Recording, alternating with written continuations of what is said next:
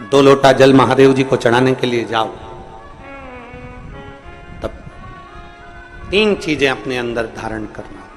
पहले नंबर का तो 2 लोटा जल जब घर से लेकर जाओ तो जरूरी नहीं कि दोनों हाथों में लेकर जाओ, एक लोटे के ऊपर दूसरा लोटा रखकर दूसरा हाथ से अगर कोई काम हो, पल्लू लेना हो या कोई कार्य हो तो कर सकते हो। नहीं तो तुम 2 लोटा हाथ में रख लो और पल्लू डाल देना सिर पे,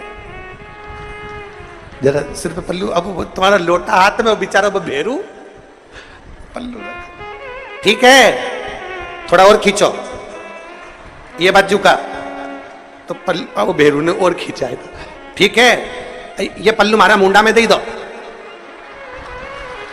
अब ठीक है।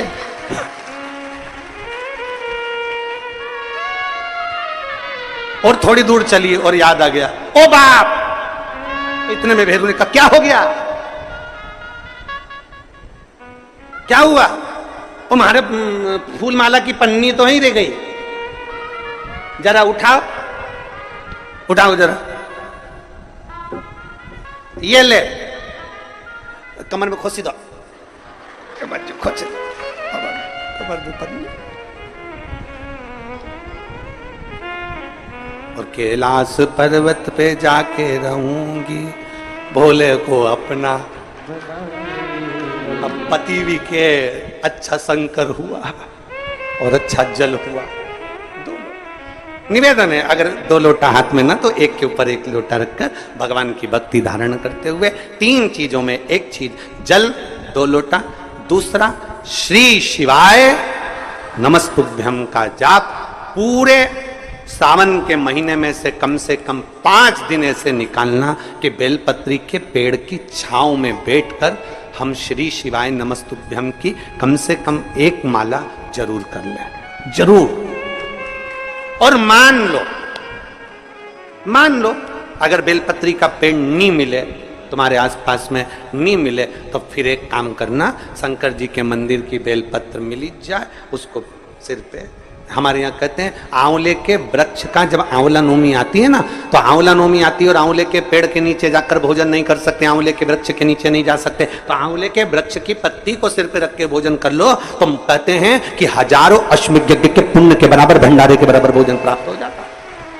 आंवले के वृक्ष की पत्ती, तो वो बेलपत्र भी मस्तक पर बाबा को प्रणाम कर कर फिर वही बेलपत्र का आनंद करते हुए भाव से उस बेलपत्र को मात्र शीश से लगाई लिया ना, मस्तक पर चढ़ाई लिया ना, तो भी भगवान की अविरल भक्ति प्राप्त हो सकती, अविरल। और मान लो बेलपत्र भी ना मिले तो बेलपत्री के वृक्ष की थोड़ी सी मिट्टी अपने मस्तिष्क पर लगाकर, मस्तक पर चढ़ाकर भी हम जाप कर सकते। बेलपत्र के वृक्ष की मिट्टी का भी चंदन हम लगा सकते। पहला सोमवार है, शंकर जी के मंदिर गए होगे, शिव जी पे 1 लोटा जल कंकर शंकर पे भी तुमने यहां आकर भी चढ़ाया होगा। जाते जाते बाबा से एक बात कहकर जरूर जाना, जैसे सावन के महीने में जल बरसता है और वो जल बीज पर पड़कर अंकुरित होकर फल देता है, उसी तरह सावन के महीने में मैंने भी 1 लोटा जल चढ़ाया है, वो भी ऐसा जल हो कि मेरे जीवन में सुख को अंकुरित करे और मेरा जीवन धन्य हो जाए। ऐसी दया करना। हम तेरे धाम में, हम तेरी चौखट पर कथा सुनने के लिए आए, तेरे दरबार, तेरी चौखट, तू कृपा करेगा तब सुख मिलेगा।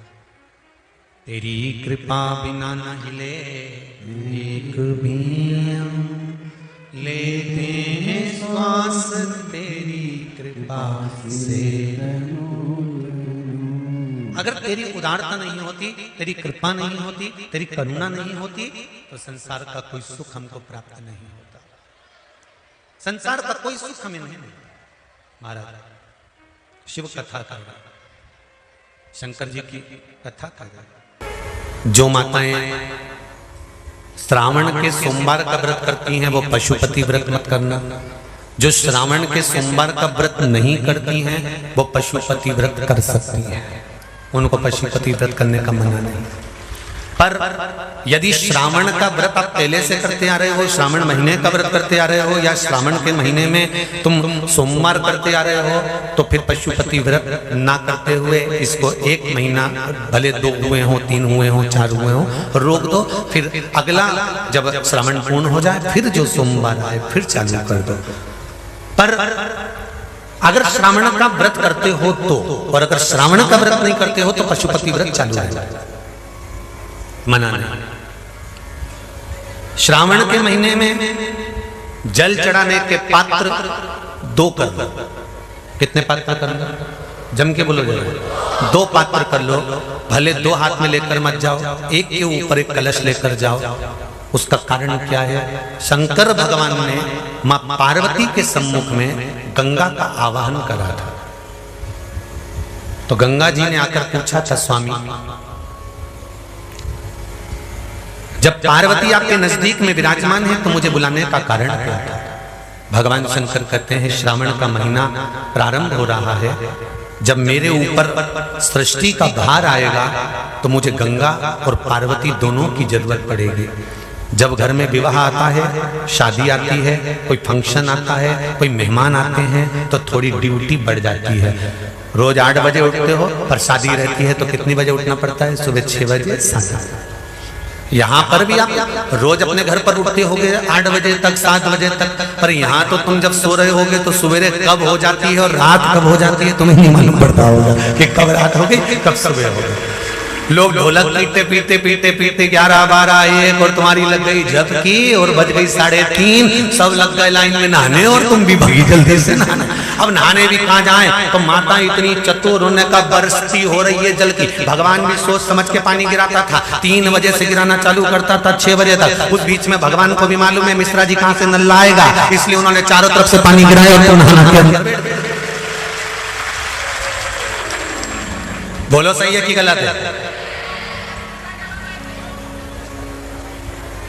सब बाहर निकली धीरे से।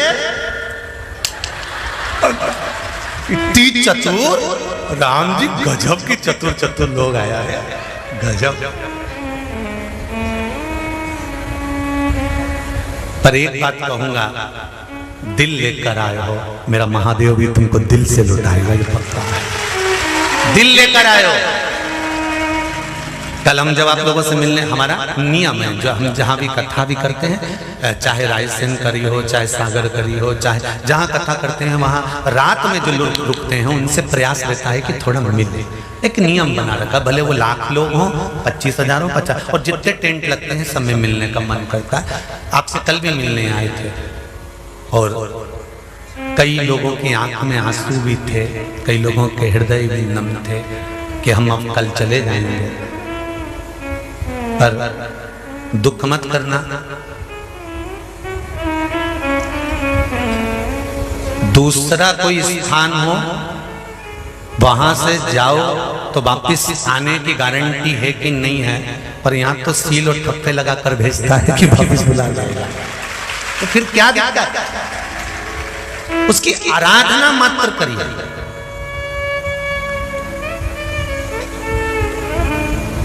खूब धनपति भी बैठे हैं, खूब, आप लोगों में कोई कमी नहीं है। किसी की यहाँ जमीन है तो किसी की गाड़ी है, तो किसी का बंगला है, किसी की सत्ता है, किसी का आनंद है, बहुत बैठे हैं। पर आप लोगों ने 7 दिन जो कथा, एक ये पटिया लगा हुआ है, तख्ता लगा हुआ है, और उस पर आराम से सोकर 7 दिन कथा का रस स्वादन जो करा है वो जिंदगी भर नहीं भूल पाओगे।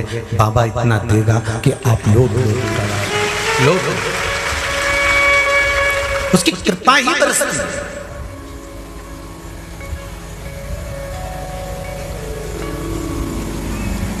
उसकी कृपा बिना कुछ नहीं। तेरी कृपा बिना न हिले एक भी अणु, लेते श्वास तेरी कृपा से तनो तनो। बाबा की कृपा होती है तो आना होता है।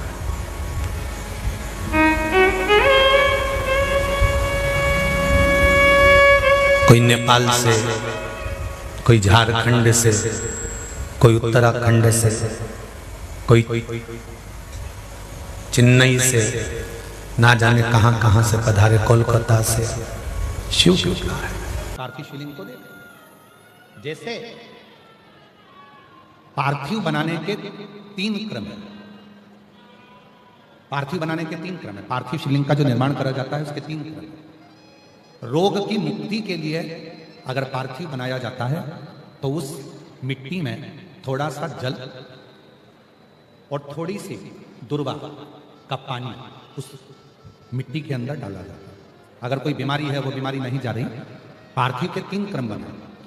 अगर कोई बीमारी नहीं जा रही है तो आप पार्थिव शिवलिंग अगर बनाते हो, मिट्टी का शिवलिंग बनाकर पूजन करते हो, तो उसमें जल मिट्टी में और दुर्वा, दुर्वा बोलते हो कि दूब बोलते हो, जो गणेश जी को चढ़ती है दुर्वा, उसको पानी में डालकर उस पानी को मिट्टी में मिलाकर फिर पार्थिव बनाया जाता है रोग की मुक्ति के लिए। दूसरा, जिसको संतान नहीं होती, पुत्र की प्राप्ति नहीं है, संतान की प्राप्ति नहीं है, गोदी में औलाद नहीं है, कोई छोरा छोरी नहीं है, कोई बेटा बेटी नहीं है, संतान नहीं है, सालों हो गए, पार्थिव रोज बनाती है, तो उस मिट्टी में अगर थोड़ा सा आधी चम्मच, 1 चम्मच गाय का दूध मिलाकर फिर पार्थिव लिंग का निर्माण करे पानी के साथ मिलाकर, तो उसके घर में दूध पार्थिव में डलने से पूत जरूर आता है, निश्चित पूत की प्राप्ति।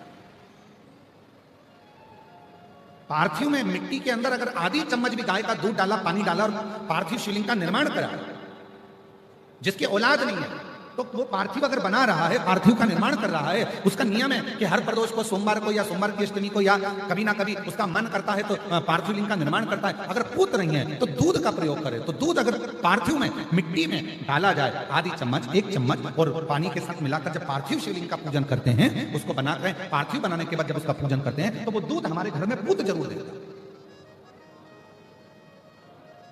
पहले नंबर पर है दुर्वा का जल, रोग निवारण के लिए हो जाता है। पार्थिव में दूसरा वर्णन आया है दूध का डालना, वो संतान देता है। तीसरे नंबर पर पार्थिव अगर निर्माण कर रहे हो, कोई लक्ष्य है, मेरा यह काम है वो पूरा नहीं हो रहा, बहुत दिन से अटक रहा, बाबा पूरा करना है, तो पार्थिव में चंदन घिस के, चंदन को घिसकर उसका थोड़ा सा भाग पानी मिट्टी में डालकर फिर पार्थिव का निर्माण करा जाता है, पूजन करी जाती है। तो जो तुम्हारा लक्ष्य है उस लक्ष्य तक बाबा तुम्हें पहुंचा कर ही रहेगा। पार्थिव निर्माण के कुछ क्रम है।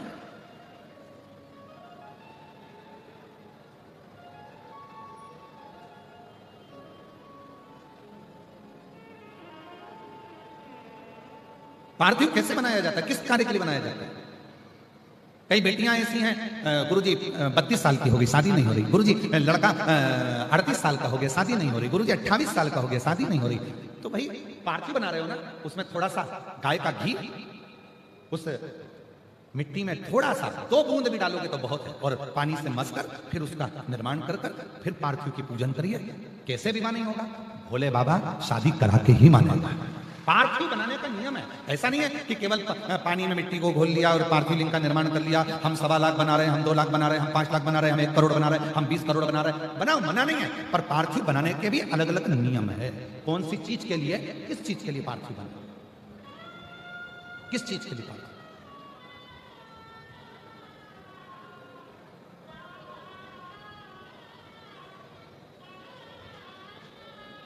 और मैंने तेरे ही भरोसे बाबा, तेरे ही भरोसे हवा बिच उड़ती जावांगी बाबा, डोर हथो छड़िया कटी जाऊंगी।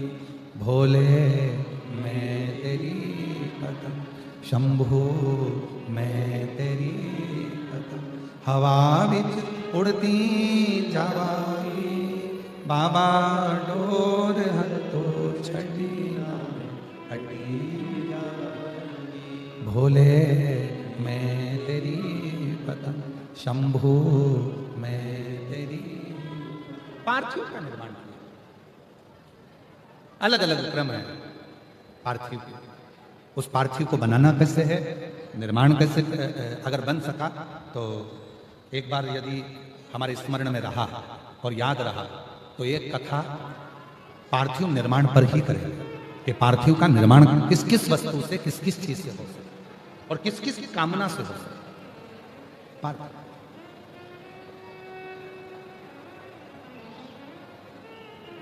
पार्थिव का शिव महापुराण में भी वर्णन आता है। सफेद मिट्टी, लाल मिट्टी, पीली मिट्टी, काली मिट्टी, 4 तरह की अलग अलग मिट्टियों से पार्थिव लिंग का निर्माण होता है। शिव महापुराण में भी वर्णन आता है कि पार्थिव लिंग का निर्माण जब किया जाता है तो इस अपने हाथ को थाली में रखकर देख लो। जब हाथ को थाली में रखकर देखोगे, इससे बड़ा शिवलिंग का निर्माण नहीं करना चाहिए। इससे जितना छोटा शिवलिंग बनाओगे उतना सुख है। अब कई लोग दिखावे में इतना बड़ा शिवलिंग बना लिया, इतना बड़ा पार्थिव शिवलिंग बना लिया, हमने इतना बड़ा शिवलिंग बनाया है, हमने इतना बड़ा शिवलिंग बनाया है। नहीं, अपनी हथेली को, अपने हाथ को थाली में रखो, अंगूठे को उठाओ, बस। इससे बड़ा शिवलिंग घर में नहीं बना, इससे बड़े शिवलिंग का निर्माण नहीं कर, बस छोटा, इससे छोटा, इससे छोटा, बड़ा। इतना बड़ा भी बनाओगे तो चल जाएगा, पर इससे छोटा, बड़ा। पार्थिव पूजन। अब कई लोग क्यों बना देते हैं, बड़ा शिवलिंग बनाएंगे, पूजन में आनंद आएगा, इतने सारे लोग बैठे हैं, हम भगवान शंकर का, हम उज्जैनी महाकाल बनाएंगे, हम विश्वनाथ बनाएंगे, हम वैद्यनाथ बनाएंगे, हम त्र्यंबकनाथ बनाएंगे, हम दृष्णेश्वर बनाएंगे। शिवलिंग पर फिर वो निर्माण कर रहे हैं, फिर उसमें अलग स्वरूप दे रहे हैं, फिर अलग स्वरूप का निर्माण कर रहे हैं। शिव महापुराण की कथा कहती है कि लोग कहते हैं कि पार्थिव शिवलिंग में या शिवलिंग में केवल हम भगवान शंकर की आराधना कर रहे हैं, भगवान शंकर की साधना कर रहे हैं। नहीं नहीं, स्कंद पुराण, लिंग पुराण, नर्मदा पुराण, शिव महापुराण, आप गीता प्रेस गोरखपुर की लेकर आओ, उसको पढ़िए। उसमें आपको अध्ययन करने पर मिलेगा कि जब हम पार्थिव शिवलिंग का निर्माण करते हैं, जब हम पार्थिव शिवलिंग को बनाते हैं, या हमारे घर में जो भी शिवलिंग है, पत्थर का हो, पाषाण का हो, पारद का हो, स्फटिक का हो, सोने का हो, चांदी का हो, पीतल का हो, लोहे का हो, लकड़ी का हो, जिसका भी शिवलिंग तुम्हारे घर में, चीनी का हो, जो भी शिवलिंग है, तो ये केवल शंकर अकेले नहीं है महाराज, ये शिवलिंग शिव है। इसी में ब्रह्मा, इसी में विष्णु, इसी में महेश। ये जलाधारी मां पार्वती जी, सीधे हाथ पर गणेश, उल्टे हाथ पर कार्तिक है, बीच में अशोक सुंदरी। इस शिवलिंग के ऊपर जो बूंद बूंद जल टपक रहा है जलाधारी से, वो शिव जी की 5 लड़कियां, जया, विषहरा, शामली बारी, दौतली, देव। शंकर जी की 6ठी लड़की अशोक सुंदरी है। जहां शिवलिंग का पानी जितना मोटा जलाधारी होती है और पानी जो नीचे गिरता है, उतनी जगह 64 योगनियां, देवी जी की 64 योगनियां यही विराजती हैं। पानी निकलकर थाली में गया, पात्र में गया, चाहे बाहर गया, जितनी दूर तक वो पानी बहता है, उतनी दूर तक 33 कोटि देवता वहां पर विराजमान होते हैं।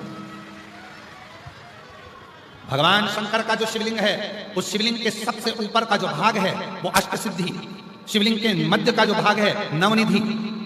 भगवान शंकर के शिवलिंग के पूरे स्वरूप में, शंकर भगवान के पूरी जलाधारी में, शंकर भगवान के पूरे स्वरूप में शंकर। इसीलिए हमारे सनातन धर्म में शंकर भगवान की, जैसे ऊपर मूर्ति दिख रही तुमको, सबसे ऊपर देखो, जैसे शंकर जी की मूर्ति दिख रही है, समाधि में लीन है, नेत्र बंद है, भगवान शंकर की जटा है, हाथ है, छाती है, वक्षस्थल है, जंगा है। हमारे सनातन धर्म में उस मूर्ति से ज्यादा, उसके नीचे जो शिवलिंग दिख रहा है तुम्हें काला कलर का, हमारे सनातन धर्म में मूर्ति से ज्यादा शिवलिंग की पूजन है। क्यों है? क्योंकि इस केवल अगर मूर्ति होती तो उसमें केवल शिव होते, और अगर शंकर का शिवलिंग है तो इसमें 33 कोटि देवता, अष्ट सिद्धि, नवनिधि, 64 योगिनी, 33 कोटि देवता, जगत जननी जगदम्बा, गणेश, कार्तिकेय, अशोक सुंदरी, जया, विषहरा, शामली बारी, दौतली, देव, ये सबके सब एक ही शिवलिंग में है। इसलिए हमारे सनातन में शिवलिंग की मूलता है। इसलिए हमारे सनातन में शंकर भगवान के शिवलिंग की प्रधानता, हमारे सनातन धर्म में शिवलिंग की प्रधानता मानी गई है। कि इसलिए भगवान, अगर हम तो यहां तक कहते हैं, जिन बेटा बेटी को अगर कोई सफलता नहीं मिल रही है, मेहनत तो 4 गुना करो, परिश्रम 4 गुना करो, इधर उधर भटकना छोड़ो, और मेहनत, अपना कर्म, अपनी मेहनत, अपना परिश्रम बढ़ाओ, और रोज शंकर भगवान के मंदिर में जाकर जब जल चढ़ाओ तो अपनी हथेली को शिवलिंग से थोड़ा सा लगाने का प्रयास करो। अष्ट सिद्धि, नवनिधि तुम्हारे घर में आना प्रारंभ हो जाती है। अष्ट सिद्धि हम क्यों कहते हैं? जल चढ़ाने जाओ, जल चढ़ाकर वापिस आओ तो थोड़ा सा जल घर लेकर आओ, दरवाजे पर छीटो। क्यों कहते हैं? क्योंकि शंकर भगवान के शिवलिंग में अष्ट सिद्धि, नवनिधि, 64 योगिनी, देवी देवता, माता, गणेश, रिद्धि सिद्धि, अमोद प्रमोद शुभ लाभ सब उस शिवलिंग के अंतर्गत है, जल चढ़ाते हैं, उसका भाग थोड़ा सा लाकर अपने घर में जब प्रोक्षण करते हैं तब अपने आप सारे कार्य सफल होना प्रारंभ हो जाते हैं। उस शिवलिंग में वो उस शिवलिंग में वो तप 365 दिन पार्थिव शिवलिंग का निर्माण करोगे, सावन महीने में पार्थिव शिवलिंग का निर्माण करोगे, पर जितनी बार भी आप पार्थिव शिवलिंग का निर्माण करोगे तो सूर्य अस्त होने से पहले पार्थिव शिवलिंग का विसर्जन आपको करना पड़ेगा। पर 12 महीने शिवरात्रि आती है, शिवरात्रि के समय पर, शिवरात्रि के दिन हम दिन में नहीं, रात में 1 पहर, 2 पहर, 3 पहर, 4 पहर में जितना मन बन जाए कि 1 पहर पूजन करूंगी मैं, 2 पहर करूंगी। कल अपन ने कितनी पहर की पूजन करी? जम के बोलो जरा। 1 पहर की पूजन करी। शिव महापुराण की कथा कहती है शिवरात्रि की जो पूजन होती है, इसका मतलब क्या है? शिवरात्रि, इसको ये नहीं लिखा गया शिव डे, शिव दिन, इसको क्या कहा गया है? जम के बोलो जरा। शिवरात्रि। शिव महापुराण की विद्येश्वर संहिता में कुमार खंड के अंतर्गत स्कंद पुराण में जो वर्णन आता है कि 12 महीने शिवरात्रि आती है। जो रोज पूजन करने वाले हैं, रोज पार्थिव शिवलिंग का निर्माण करने वाले हैं, रोज सावन के महीने में शिवलिंग का निर्माण करते हैं, हजारों शिवलिंग बनाते हैं। तुम लाखों शिवलिंग का निर्माण कर लो, पर सावन के महीने में या 365 दिन शिवलिंग बनाओगे तो वो शिवलिंग तुम्हें सूर्य अस्त के पहले विसर्जन करना पड़ेगा। पर शिवरात्रि के दिन जो तुम शिवलिंग का पूजन कर रहे हो वो रात्रि में अगर करते हो तो 1 पहर का करते हो तो 1 पहर की पूजन करने के बाद विसर्जन कर दो, 2 पहर का करते हो तो 2 पहर की पूजन करने के बाद विसर्जन कर दो, 3 पहर का करते हो, 4 पहर का करते हो तो 4 पहर का करने के बाद विसर्जन कर दो। उसकी महत्वता है शिवरात्रि, उसकी महत्वता शिवरात्रि। कई लोगों के मन में संशय जाग जाता है कि गुरुजी सूर्य अस्त के बाद क्या हम शिवलिंग की पूजन कर सकते हैं, क्या विसर्जन कर सकते हैं? तो पहले तो अच्छे से समझ लो कि तुम सावन महीने की शिवरात्रि की पूजन कर रहे हो। रात्रि लगी हुई है उसमें कि रात्रि को ही होगी और रात्रि को ही विसर्जन होगा।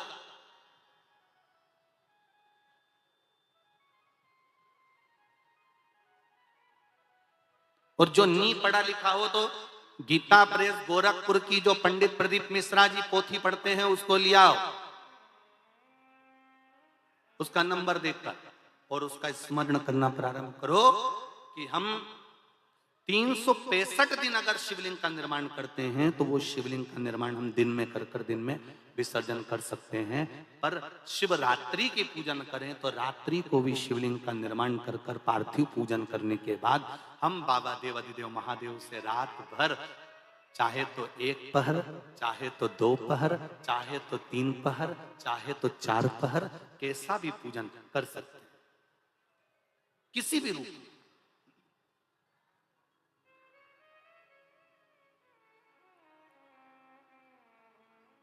पर कई बार हमारे जीवन में संशय उत्पन्न हो जाता है। और एक बात अपनी जिंदगी में उतार कर रखना, अगर पार्थिव शिवलिंग का पूजन रात्रि को आपने करा है तो पार्थिव शिवलिंग का पूजन हमने भी यहां पर बैठ कर किया है, दिल के साथ, हृदय के साथ। डॉक्टर दवाई देता है तो पेशेंट को देता है, एक दवाई काम नहीं कर सकती तो दूसरी देता है, दूसरी काम नहीं कर सकती तो तीसरी देता है। सारा एक्सपेरिमेंट वो पेशेंट पर करता है, डॉक्टर उस दवाई को खाकर नहीं देखता। पर हमारा नियम है, हम जितनी बात आप लोगों को शिव महापुराण के माध्यम से बताते हैं, पहले उसको खुद अमल करते हैं, साथ बैठते हैं, फिर आपके साथ में बैठकर उस शिव महापुराण के अभिषेक को कराते हैं। पहले स्वयं करें।